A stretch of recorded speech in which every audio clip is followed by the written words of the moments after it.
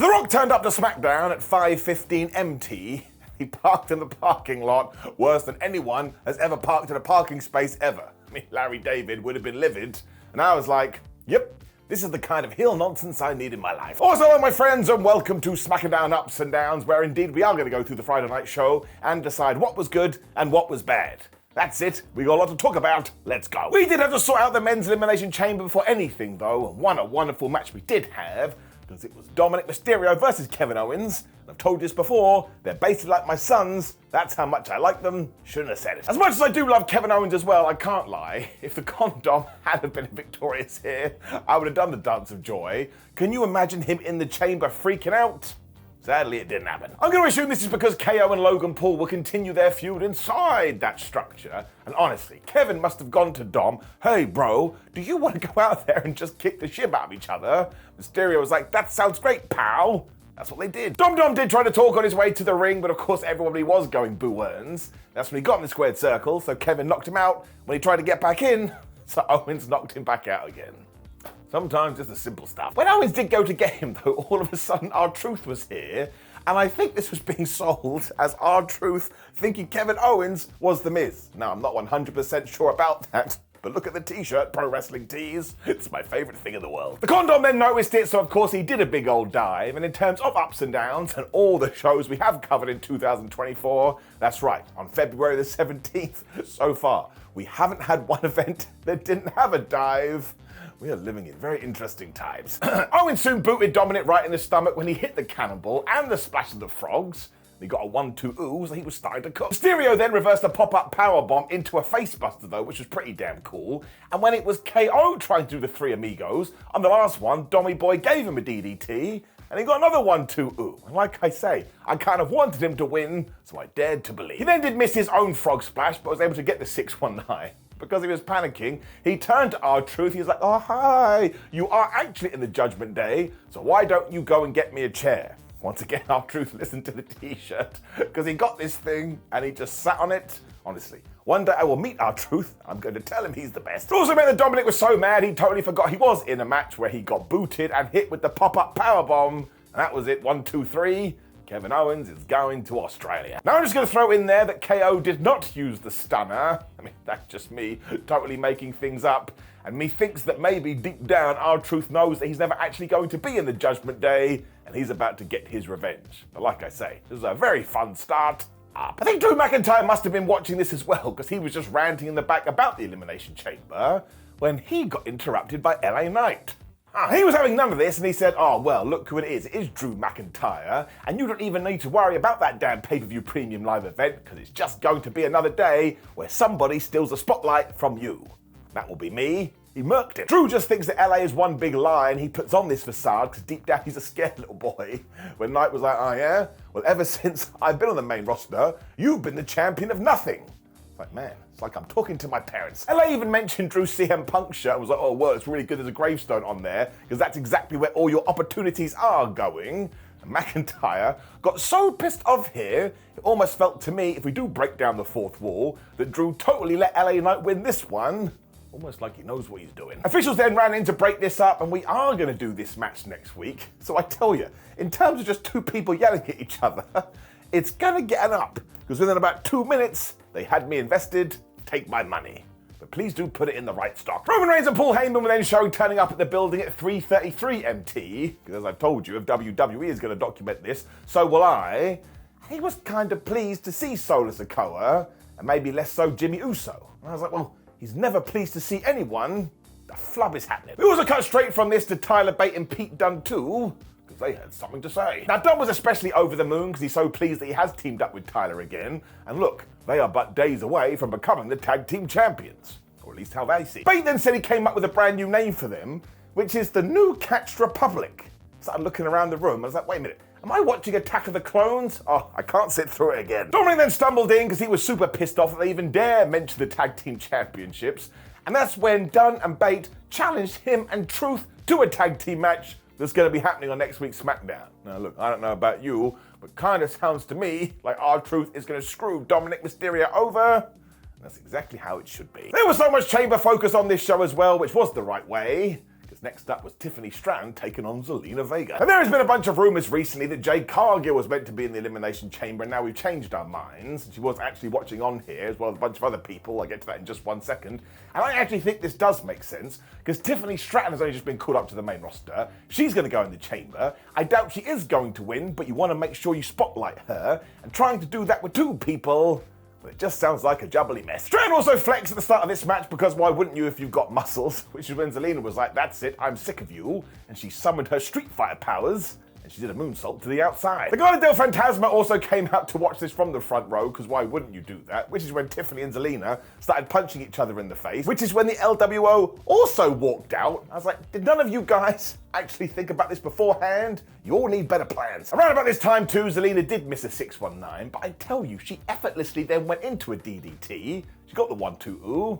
Well, that's pretty good. Stratton then came back with that Alabama slam thingy-majigs he does, when she also did a cartwheel. So I can't remember my list now, but it's definitely her, it's Willow Nightingale, somebody else, Lady Frost, and of course Jack Cartwheel. They got this maneuver wrapped up. Tiffany then got a little bit worried, so they were mucking around with Barry Barricade. Because Zelina Vega did find herself out there, she started jaw-jacking with Elektra Lopez. I was like, Zelina, you can't do this, you're a wrestler, you'll forget you're in a match. I was right. Because he turned right into the spinebuster by Stratton, who then hit the prettiest moonsault ever. Although, my word, she absolutely crushed Zelina Vega. That's why that move is terrifying. She did get the 1-2-3. Much like Kevin Owens, she's going to Australia. So once again, I do hope we have a mega plan here, because yes, Tiffany Stratton should be pushed to the moon. She's got what it takes. But do you remember how last week too, we were just randomly told, by the way, AJ Styles isn't in the OC anymore? Well, I think somebody remembered. Oh, wait. We're meant to tell stories, so we got one. Because the OC did find Styles in the back, and they were like, oh, what's happened to you, Aj? You've forgotten where you come from. When Styles just got to his feet, and he pie-faced Carl Anderson, and everybody got really upset. So it is super serious now, because they looked at each other, and I assume we are going to do this match. And good, I know the OC haven't been on TV for a while, but at least give me an ending. It's the least you can do. Then got a video from Damage Control after this, as Io Sky, Oscar, and Kairi Sane told us that it's the hero of Io Sky. And I was like, well, this is what they've been doing all week, editing. They also called out Dakota Kai, but I am not buying that at all. It's such a ruse, it's such a lie. If I could get a message to Bayley, I would tell her to watch her back.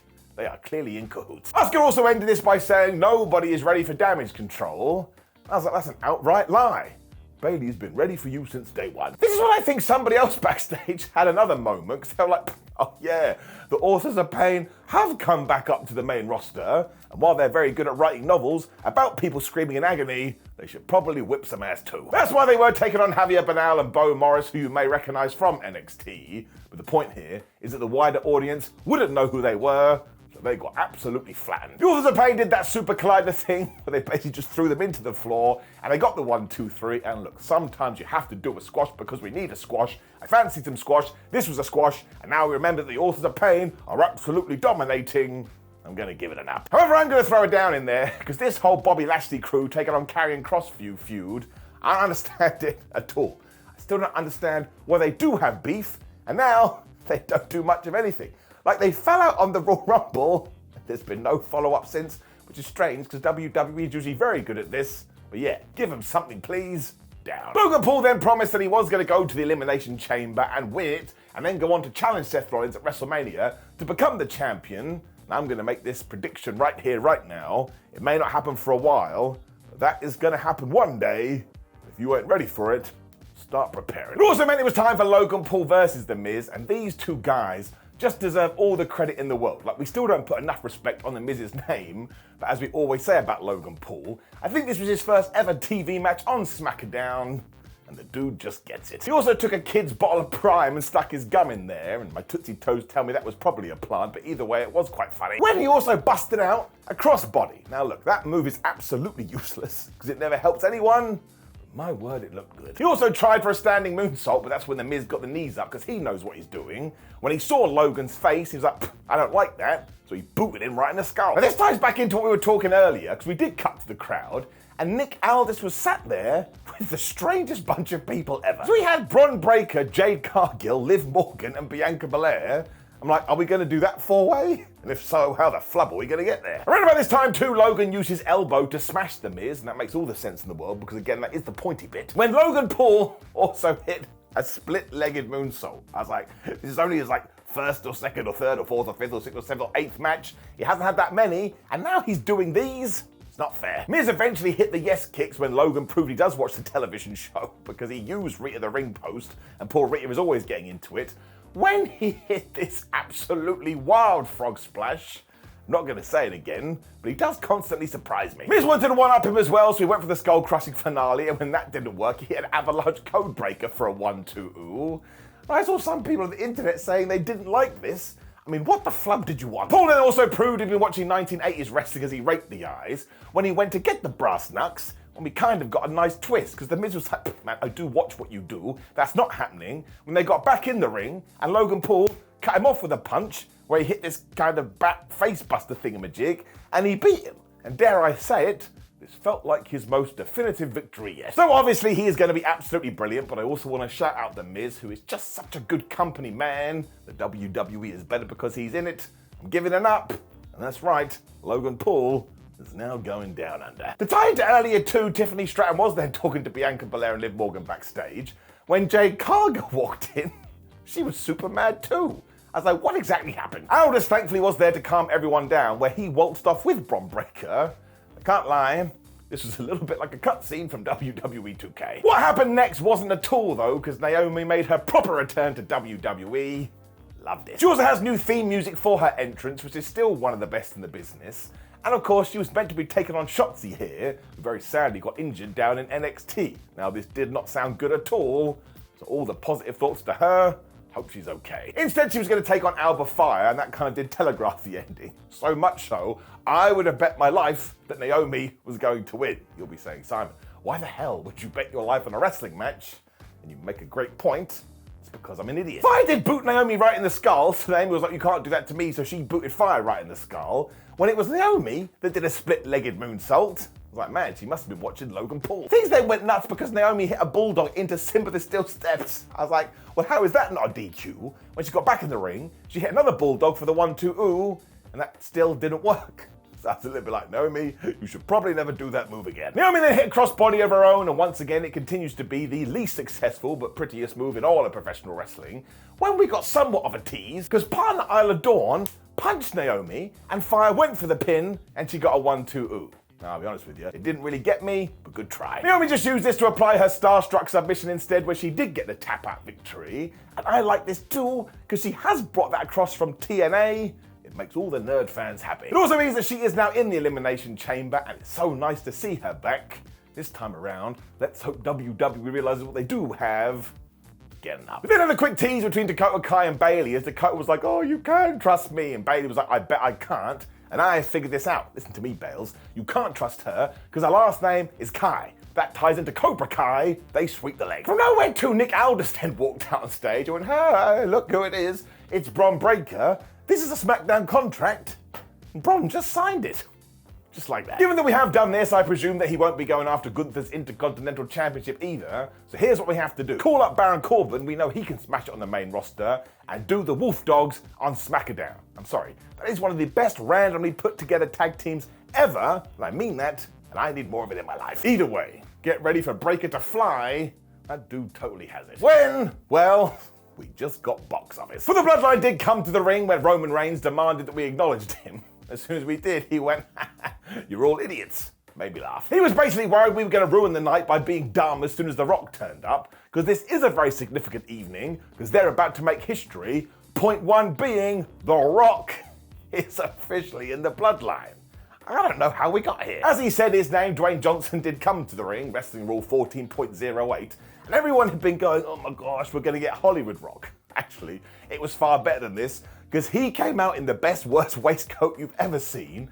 So we're actually getting bad guy Rock from 1998, and in terms of nostalgia, plug me in. So I don't even care how we got here, it's totally the right way. And even with the story, fans still went, oh my gosh, it's The Rock. So Roman was right. And just seeing the People's Champ lay into everyone, this is what it's all about. I mean, say whatever you want about that character, but in this kind of environment, just makes all the sense in the world. It's 2 + 2 = 4. I mean, he even told us that we just broken a world record for the biggest pieces of trailer park trash walking in one area, and that we're all inbred and we have 50 wives. Now look, I know it's the same old shtick, but he says it with such venom it makes me chuckle. He also called somebody in the crowd fatty and said they had herpes in their face. I mean, what a wonderfully stupid thing to say. He then went really in on everybody too, because he said, look what you had, the biggest WrestleMania main event in history, The Rock versus Roman Reigns, and what did you do? You flushed it down the toilet, the same toilet you sat on when you tweeted, we want Cody, man, wine, bitch. Once again, I was laughing. I mean, I do want Cody, but funny is funny. Rock then also wanted to know what Cody Rhodes' story even was, because let's go back to 2023. He tried to beat Roman Reigns, and he lost. Some people are now so upset because they're like, oh man, The Rock ignored the fact that Cody won the Royal Rumble. But I think that's the point. He's an arrogant heel. And again, ever since the late 90s, when he would play this role, he would use illogic, that's not a word, but he would use non-logic to make his point, to get you upset. That's the whole idea. He then compared it to the Super Bowl because the 49ers didn't come out and say, we want to finish our story. When he dropped the ultimate bomb, he was like, yeah, you know what it's like? When Michael Jordan crushed the Utah Jazz's dream. There you go. The Rock then called us spoiled, entitled crybaby bitches, which I, for one, am very proud to being, when he said to Cody, I'm going to make sure you walk out of WrestleMania a loser. Now, the big twist here is when he was doing this, he was pointing at everyone, and when he said loser, do you know where the finger went? In the direction of Roman Reigns. So I'm going to make my prediction right now. I think we have a spy in the Bloodline that by the end of WrestleMania 40, we're gonna have a lovely ending. The best line was so obvious, and yet I didn't see it coming, because when The Rock did the whole, if you smell, he didn't say what The Rock was cooking, he said what the Bloodline was cooking. For some reason, that hit like crack. Admittedly, it did feel like The Rock had gone a little bit too long, because the show just ended, but I don't care about that. I'm just gonna repeat the same thing over and over again. Fun is fun, and this is fun, especially, because the last thing we saw of Smackdown was The Rock doing We Are the Ones point. It's just like a full circle thing. Because what was he doing in the late 90s? That's right, Nation of Domination. So it's just the best way to ride out your career. I do think he'll turn face at WrestleMania 40 and beat up Roman Reigns. But this is just an absolute joy. And I had a good time. And that's why I watch professional wrestling. This is getting an up. You should probably go and check it out too. And yes, I know it's got more plot holes than a UK motorway, but once again, I'm just enjoying the ride, which everyone keeps telling me to do. And in terms of SmackDown overall, getting that damn up. Now please do leave a comment and let me know how wrong I am, because this does happen to be the way a lot, so you may as well tell me. Like the video, share the video and subscribe. Click the video on the screen, which is ups and downs for AEW Dynamite, to enjoy my entire week of wrestling madness. Otherwise, have a great weekend, my friends. See you soon.